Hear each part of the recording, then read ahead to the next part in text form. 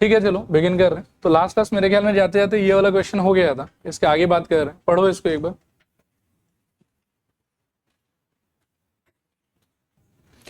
देखो ये क्वेश्चन जो है वो मुझे लगता है कि हम ऑलरेडी एक बार कर चुके हैं, ठीक है, ये रिपीट हो रहा है। एक एग्जांपल बोल के क्वेश्चन करवाया था आप लोग को एक्सरसाइज स्टार्ट होने से पहले, वो क्वेश्चन और ये वाला क्वेश्चन एग्जैक्टली सेम ही है। देखो ये वाला क्वेश्चन था, ठीक है, ये ऑलरेडी किया हुआ, फिर भी चलो ठीक है एक बार और रिपीट कर लेंगे। देखना, इफ टू इक्वल कॉर्ड्स, मतलब पहले से ही आपको बता दिए, एक बार कुछ लिखना मत, हाँ मुझे अच्छे से करने दो, फिर मैं लिखने का टाइम दे दूंगा। If two equal chords of a circle intersect within the circle, मतलब सबसे पहले आपके पास में दो कॉर्ड होगा, एक का नाम ए बी और एक का नाम क्या हो जाएगा सी डी। क्वेश्चन में पहले से ही बोल दिया है कि ए बी का लेंथ और सी डी का लेंथ आपस में क्या होना चाहिए, इक्वल। फिर they are intersecting inside the circle, तो ये लोग ये किसी पॉइंट मान लो कि पी पे जाके एक दूसरे से मीट कर रहा है। आगे ये बोल रहे हैं कि prove that the line joining the point of intersection to the centre makes equal angle with the chords. इसका कहने का मतलब ये है, समझना इस चीज को, ये जो पॉइंट ऑफ इंटरसेक्शन है, इसको यदि आप सेंटर से जोड़ देते हैं तो जो लाइन बनेगा वो पहले कॉर्ड और दूसरे कॉर्ड के साथ में इक्वल एंगल बनाएगा। कहने का मतलब ये वाला एंगल और ये वाला एंगल क्या होना चाहिए, इक्वल। ऐसा हमको प्रूफ करना। क्लियर मेरे ख्याल में?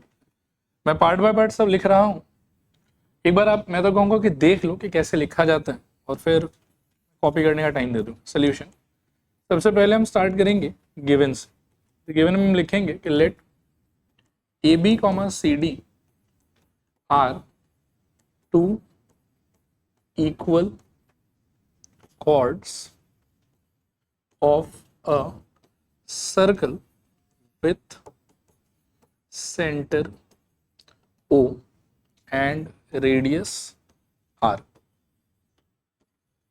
ठीक है, और इक्वल कॉर्ड यहाँ मेंशन कर दिया है मैंने, तो इसका मतलब है कि ए बी और सी डी का लेंथ आपस में क्या रहेगा, इक्वल रहेगा। ठीक है, let A B and C D meet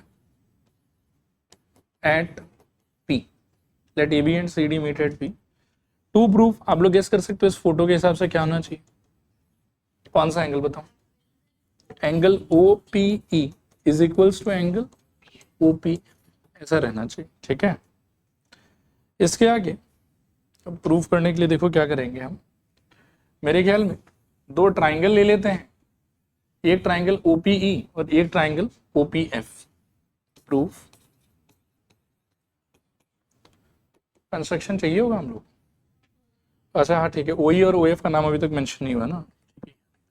construction, draw OE perpendicular CD and OF perpendicular AB। ठीक है, अब देखो in triangle OPE and triangle OPF we have, सबसे पहले एलिमेंट्स एक बार बताने का ट्राई करो, अगर समझ में आता है तो। OP is equals to OP, very good. Reason क्या होगा, common. Next OE is equals to OF होगा तो, लेकिन मैं ज्यादा खुश तब होऊंगा जब आप एक्चुअल रीजन बता पाओगे, इसीलिए पढ़ना बहुत जरूरी है।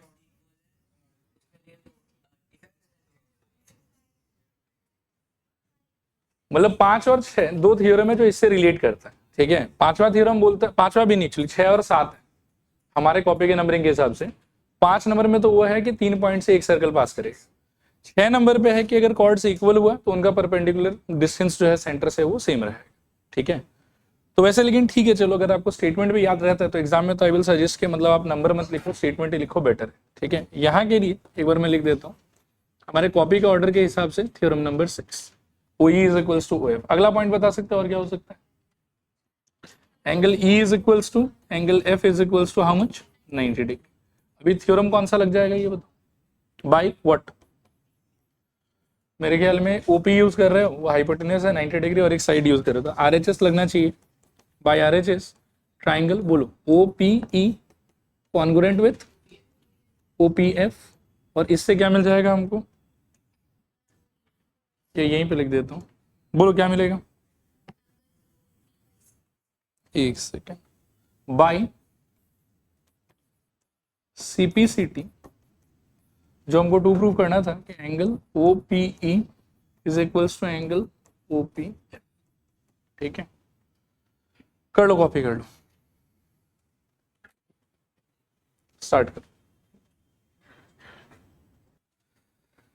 ठीक है, देखो आगे बढ़ते हैं। ये मेरे ख्याल में हो गया होगा।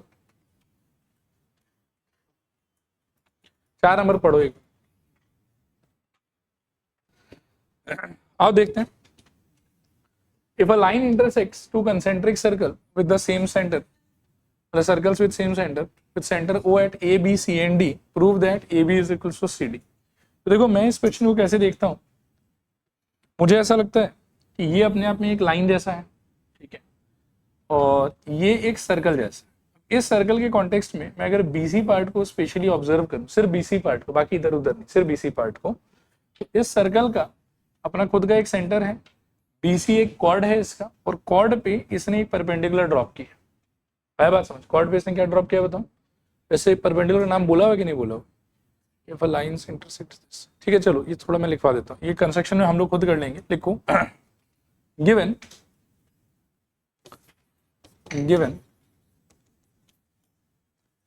ABCD is a line intersecting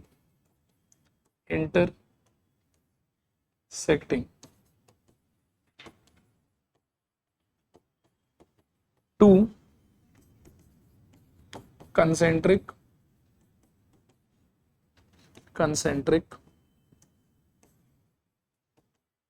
circles with center O, full stop। To proof में लिखूं AB is equals to CD। फिर लिखो कंस्ट्रक्शन लिखो ड्रॉ O, इस पॉइंट को कुछ नाम दे देते हैं, let's say M, OM perpendicular ABCD।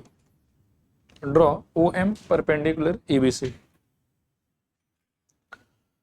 अब एक बार एक्सप्लेनेशन को थोड़ा सुनना ध्यान से। हाँ ठीक है, पहले ये वाला लाइन बनाया हुआ नहीं था, बट अब तो हमने मेंशन कर दिया है इसको कि ये परपेंडिकुलर है। तब इसका एक्सप्लेनेशन क्या हो सकता है? देखो कि ये अपने आप में हो गया सर्कल, BC हो गया उसके लिए कॉर्ड, और OM उसके सेंटर से ड्रॉप किया हुआ उस पर क्या है? परपेंडिकुलर। तो थ्योरम नंबर 4 के हिसाब से हम क्या कह सकते हैं कि अगर परपेंडिकुलर ड्रॉप करते हो, और ये मान लो कि थर्ड थ्योरम के हिसाब से कि परपेंडिकुलर ड्रॉप करते तो वो वाला पॉइंट अपने आप ही क्या हो जाएगा? कॉर्ड का मिड पॉइंट। तो उस वाले आइडिया से हमको क्या मिलेगा? BM is equals to MC। ठीक है, फिर इसी तरीके से हम क्या करेंगे? हम बोलेंगे कि देखो बड़ा वाला भी एक सर्कल है, और AD जो है वो उसके लिए किसके तरह एक्ट कर रहा है? कॉर्ड के तरह। और फिर उस सर्कल के सेंटर से उसके कॉर्ड पे क्या ड्रॉप किया गया है? परपेंडिकुलर। तो ऑटोमेटिकली जो M है वो थ्योरम नंबर 3 के हिसाब से फिर से उस वाले कॉर्ड का क्या हो जाएगा? Mid point. और वहां से मेरे को मिलेगा AM is equals to MD, और पहले मेरे को मिला हुआ BM is equals to MC। इन दोनों इक्वेशन को एक दूसरे से सब्ट्रैक्ट कर दोगे तो ऑटोमेटिकली यू विल गेट कि AB is equals to CD। ठीक है, लिखो फॉर द स्मॉलर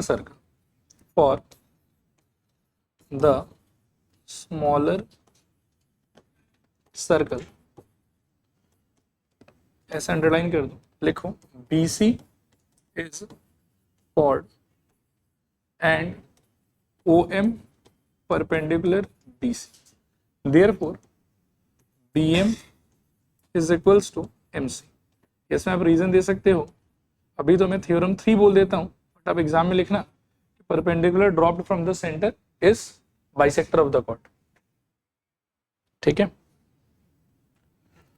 समझ आया यहां तक? Let me mark this as equation number 1। इसके जस्ट नीचे आप लिखिए फॉर द लार्जर कॉर्ड, ये circle, for the larger circle लिखिए नीचे AD इज क्या? Chord and again OM perpendicular AD, therefore क्या मिलेगा बताओ? AM is equals to MD and reason will be again theorem number 3। Equation number कितना?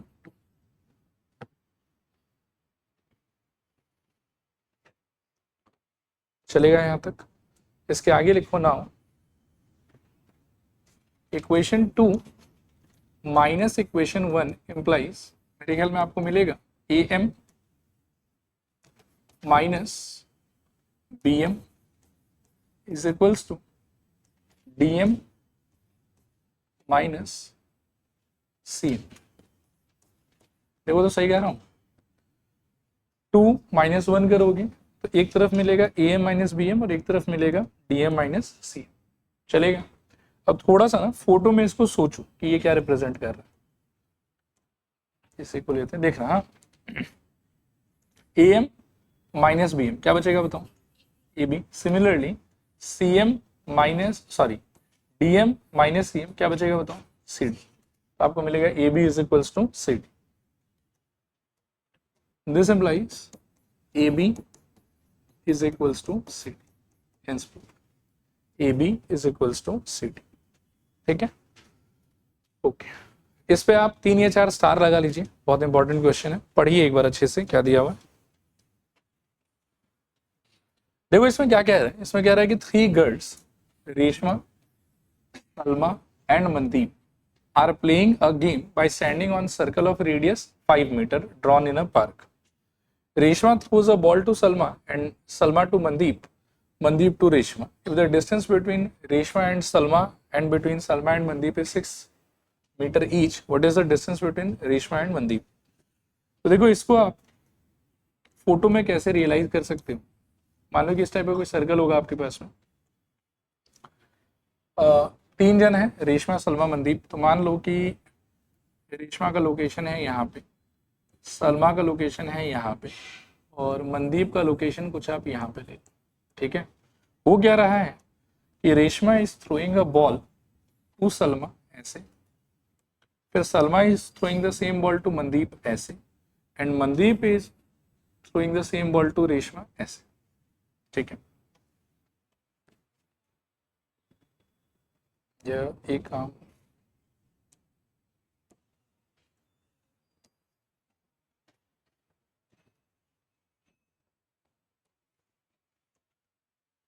ऐसे ले लो, देखो क्लियर है कि नहीं क्लियर। ठीक है? क्वेश्चन के हिसाब से रेशमा ने जो सलमा के पास फेंका उसका डिस्टेंस कितना होगा? 6। सलमा ने जो मनदीप को फेंका वो कितना होगा? 6। और हमको रेशमा और मनदीप के बीच का क्या चाहिए? डिस्टेंस। ठीक है? एक बार आप फिर से क्वेश्चन पढ़ लो। 3 girls, Reshma, Salma and Mandeep are playing a game by standing on circle of radius 5 meter. इस इंफॉर्मेशन का भी थोड़ी देर में यूज करूंगा मैं इन अ park. Reshma throws a ball to Salma, Salma to Mandeep, Mandeep to Reshma. If the distance between Reshma, Salma and Salma, Mandeep is 6, what is the distance between Reshma and Mandeep? ये आप देख सकते, ये वाला line चाहिए आपको, pink वाला। ठीक है? ये चाहो तो मैं इसका रंग भी चेंज कर देता हूँ, याद रहेगा कि हमको ऑरेंज वाला चाहिए। ठीक है? और सर्कल का रेडियस कितना बताया हुआ आपको? 5 मीटर। ये 6, ये 6। मान लो कि सेंटर एक बार के लिए कहीं यहां पे रहेगा। हाँ, अब हम एक काम करेंगे कि जोड़ते हैं इसको, फिर सपोज करो कि इसको, और फिर सपोज करो कि इसको। ठीक है? एक सेकेंड, वाइट है। ठीक है? चलेगा यहाँ तक? रेडियस कितना दिया हुआ आपको? 5। तो ये अगर सच में सेंटर है तो ओ आर का जो वैल्यू कितना हो जाएगा? 5। ओ एम का वैल्यू भी कितना हो जाएगा? 5। चलेगा यहाँ तक? और एक बात मेरे को और क्लियर है कि ओ से लेके एस तक का जो डिस्टेंस है, मैं यहाँ मेंशन कर देता हूँ ओ एस, वो कितना रहना चाहिए? 5। क्लियर है? ओके, अब पहले थोड़ा सा गिवन विवन ले लेते हैं। ये गिवन नहीं लेने से भी होगा, डायरेक्टली सॉल्विंग का ही क्वेश्चन है तो सोल्यूशन से स्टार्ट करते हैं। मैं एक बार के लिए इस पॉइंट को कुछ मार्क करना चाहूंगा, मान लो कि इसको मैं ए कह देता हूँ। ठीक है? चलेगा? अब मैं सिस्टमेटिकली आर्ग्यूमेंट्स दे रहा हूँ, बहुत सारा पुराना थ्योरम सब यूज में आएगा, आप देखना है कि आपको समझ में आ रहा है कि नहीं। First of all I would like to say since R S is equals with S M, क्योंकि दोनों का वैल्यू इंडिविजुअली कितना दिया हुआ आपको? 6 मीटर। ठीक है? देयरफॉर मैं शायद ऐसा कह सकता हूँ कि angle R O S should be equals with angle S O M. क्या कहते हैं? पहला थ्योरम। कि कॉर्ड्स का लेंथ अगर इक्वल है तो वो लोग दोनों मिलके जो सेंटर पे एंगल बनाया गया इंडिविजुअली उसका वैल्यू क्या होना चाहिए, इक्वल होना चाहिए। देख लो आप, थोड़ा और रियलाइज करा देता हूँ। ये हो गया मेरा वो इक्वल वाला कॉर्ड, सेंटर पे ये एंगल बना रहा है ये वाला, ठीक है, और ये हो गया दूसरा कॉर्ड, ये एंगल बना रहा है मेरे ख्याल में ये वाला, तो ये दोनों एंगल आपस में क्या होना चाहिए, इक्वल होना चाहिए। ऐसा मैंने बोला पहले स्टेटमेंट, चलेगा, कोई इशू इसके अंदर में? इसको हम काइंड ऑफ कुछ मार्क वार्क कर लेते हैं, इक्वेशन नंबर लेट से, ठीक है। उसके बाद में दो ट्राइंगल का मैं बात कर रहा हूँ, इन दोनों को मैं कॉन्ग्रुएंट करने की कोशिश करूंगा, आप थोड़ा हेल्प करना एलिमेंट्स के बारे में बता के। In triangle ROA and triangle let say MOA, कोशिश करो तो क्या क्या एलिमेंट्स के बारे में आप बता सकते हैं। सबसे पहला मेरे ख्याल में OR is equals to OM कह सकते हो, रीजन क्या होगा बताओ, इज इक्वल्स टू 5 या is equals to radius, radius वाला भी अच्छा है, इज इक्वल्स टू रेडियस, चलेगा। दूसरा बताओ, OA is equals to A, very good. तीसरा बताओ, angle ROE is equals to angle MOE, very good. इसका क्या बोल सकते हो, फॉर्म। फिर ये नीचे वाले का क्या बोल सकते हो, फ्रॉम वन। क्लियर है मेरे ख्याल में यहाँ तक सब कुछ, कोई परेशानी नहीं। देयरफॉर बाय कौन सा थ्योरम बताओ, बाय SAS। ट्राइंगल कौन सा ROA will become congruent with triangle MOA, चलेगा यहाँ। अब इसके वजह से क्या होगा देखो, बाय CPCT आप बहुत कुछ बोल पाओगे, बाय CPCT। पहला आप कह सकते हो मेरे ख्याल में कि RA is equals to AM, ठीक है, और इसको मैं इक्वल्स टू थोड़ी देर के लिए कह देता हूँ X, लेट ऐसे एज्यूम कर ले, दोनों इक्वल हुआ, that is because of congruency, और उसके वैल्यू का मेरे पास में कोई इंफॉर्मेशन नहीं है, so I will assume that to be X for the time, चलेगा। Next I want to say कि angle RAO is equals to angle MAO, राव इक्वल्स टू माओ। CPCT RAO MAO इक्वल तो होगा दोनों, लेकिन आप अगर फोटो में ध्यान से देखोगे ना तो ये दोनों एंगल जो है आपको दिखेगा कि यार ये लोग मिलके 90 डिग्री मतलब 180 डिग्री हो रहा है। कंप्लीट एंगल जो है, since this is a straight line, therefore complete angle क्या हो रहा होगा, 180 डिग्री, और ये दोनों एंगल इंडिविजुअली आपस में क्या हो गया, ये वाला पार्ट और ये वाला पार्ट इक्वल, तो दोनों का वैल्यू इंडिविजुअली कितना होना चाहिए, 90 डिग्री। इस बात को हम मेंशन कर देंगे, बट राव प्लस माओ इज इक्वल्स टू कितना होना चाहिए, 180। रीजन भी दे सकते हैं आप इसका, RM इज स्ट्रेट लाइन, थोड़ा ज्यादा हो जाएगा, लिखवा दूंगा आप लोगों को, RM इज स्ट्रेट लाइन, ना यहाँ मेंशन कर सकते हैं हम लोग। देयरफॉर हमको बेसिकली मिला कि RAO is equals to MAO और इज इक्वल्स टू कितना, चलेगा यहाँ, तो ये वाला एंगल भी कितना हो गया हम लोग के लिए, 90 डिग्री, ठीक है। अब इसके बाद में थोड़ा सा और कैलकुलेशन है बचा हुआ, दिखा देता हूँ।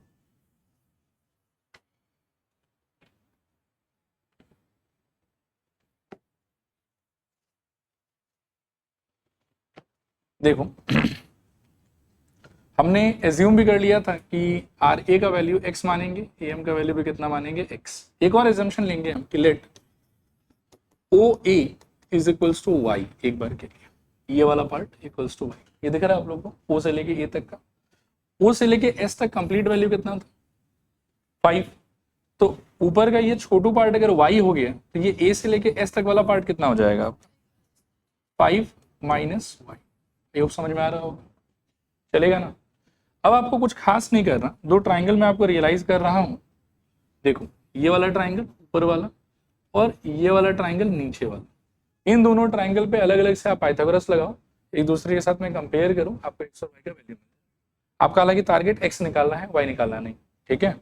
चलो एक बार पहले ऊपर वाले ट्राइंगल पे फोकस करते हैं। Now in triangle Rao RA क्या होगा बताओ, मेरे ख्याल में 90 डिग्री तो दिखाई दे रहा है, उसके ऑपोजिट वाला साइड कौन सा है, RO, तो एक बार लिख देता हूँ, चलो RO स्क्वायर इक्वल्स टू, बोलो आप लोग भी बोलो, RA square plus OA square, value बताते जाओ। RO का value 5 square is equals to RA का वैल्यू X स्क्वायर प्लस कितना, Y स्क्वायर। बेसिकली यहाँ से मेरे को मिला X square plus Y square equals to कितना 25, इक्वेशन नंबर। अब चलते हैं ट्राइंगल माउ पे। इन ट्राइंगल MEO बताओ उसमें 90 डिग्री कौन है, दिख रहा होगा, ये 90 है तो नीचे वाला ये भी 90 होगा, क्योंकि OS तो स्ट्रेट लाइन है। सही कह रहा हूँ ना? अच्छा सॉरी, मैं माउस से ज्यादा प्रभावित हो गया, ठीक है, कह रहा हूँ इन ट्राइंगल RAS, ठीक है, RAS रास, बोलो क्या होगा? 90 कौन है? Angle A। हाइपोटेनस कौन होगा उसके ऑपोजिट वाला? तो स्टेटमेंट बताओ। RS का square is equals to RA का स्क्वायर प्लस AS का स्क्वायर, वैल्यूज चिपकाओ इस पे।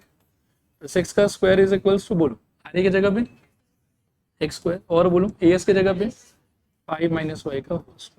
This implies 6 square is equals to X square plus 25 minus 10y plus Y square. चलेगा? X square plus Y square already कितना आ रखा है आप 25, उसको चिपका दो यहाँ पे। This implies 36 is equals to, एक 25 पहले से है ये वाला, ठीक है, और X square plus Y square के बदले भी क्या आ जाएगा, एक और 25, और माइनस क्या रहेगा आपके पास में 10y। आई होप समझ में आ रहा है? 10y को इधर ले आओ, उधर 25 25 50, तो 10y is equals to 50 minus 36 कितना होता है 14, और यहाँ पर 10y, यहाँ से y का वैल्यू 14/10 या फिर 1 पॉइंट। लेकिन y ढूंढना हमारा टारगेट नहीं था, हमारा टारगेट क्या ढूंढना था, x। अभी x निकालने के लिए आप वापस से इक्वेशन 1 का यूज कर सकते हैं। तो 1 एम्प्लाइज मेरे ख्याल में x का स्क्वायर प्लस 1.4 का स्क्वायर इज इक्वल्स टू कितना 25। This implies X square plus इसका answer 1.96 is equals to 25, subtract करोगे तो कितना आएगा 23.04, और स्क्वायर रूट निकालोगे तो मेरे ख्याल में 4.8 आना चाहिए, ठीक है, ये x का आंसर हुआ। लेकिन अगेन x भी आपका फाइनल टारगेट नहीं था, आपका टारगेट क्या था कि रेशमा और मनदीप के बीच का डिस्टेंस कितना। पहले ही हमने प्रूव कर रखा है कि ये पार्ट और ये पार्ट दोनों x होगा, तो रेशमा और मनदीप के बीच का जो टोटल डिस्टेंस होगा वो कितना हो जाएगा 2x। तो आपका final answer RM is equals to 2x equals to 2 times of 4.8 is equals to 9.6, and unit is going to be, metre में था सब कुछ तो चलो ये भी मीटर, बढ़िया, 9.6 मीटर, ये इसका सोल्यूशन, ठीक है। वैसे आज के लिए यही लास्ट क्वेश्चन है हम लोग का, आज के लिए बस इतना ही।